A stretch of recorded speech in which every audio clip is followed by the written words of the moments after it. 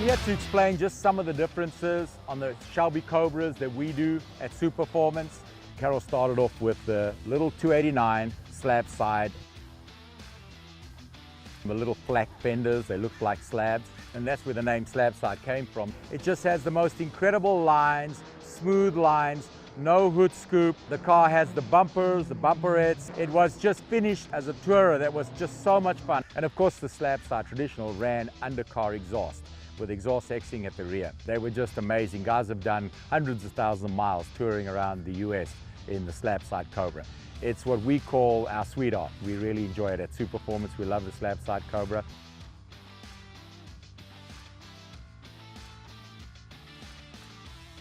But eventually with racing, when it morphed into the 289 FIA, they needed to put flares on the car to get wider wheels and wider tires under the fenders. They were going a lot faster and they needed the extra handling that the wider wheels and wider tires could get. Naturally ran bigger brakes, and with bigger brakes and more stopping came the air ducts that you're seeing in the front. The FIA of course had a roll bar, for race spec. Got an undercar exhaust that cuts out just before the back wheel.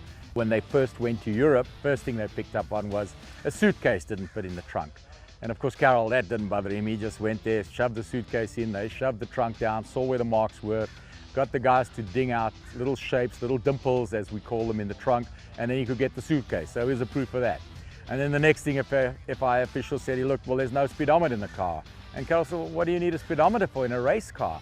And they said, well, that's FIA rules, you got to have a speedometer. So, well, he put a speedometer, but he ended up putting it far on the right, on the passenger side, just to, show himself to the FIA officials that it's in the car, we don't really care about that. So those were some of the differences between the FIA car and traditional slab side.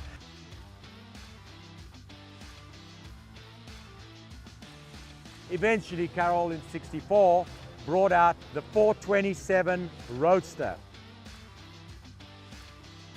This was a street car, it had bumpers, no hood scoop. The car had no side pipes. It had an undercar exhaust. Inside the cabin, you had there's your ashtray. It had a glove box, and it was set up for Sunday drives or Sunday touring. And absolutely beautiful, clean lines.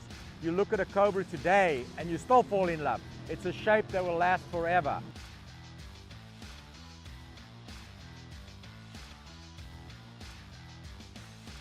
You could see our Mark III over here that we're really proud of. That's our 427 style Cobra.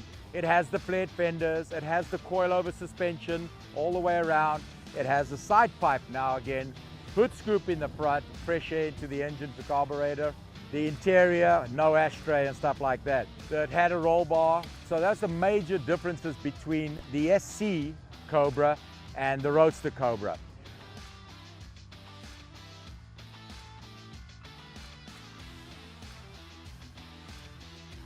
Well, the 60s brought us many legends. Rolling Stones, the Beatles, and of course the legend I'm the most favorite of, the Shelby Cobra. And the Shelby Cobra is just a legend that's lasted and is still with us today. And it was just a great car, and it's part of many, many men and women's lives. They just love the Shelby Cobra.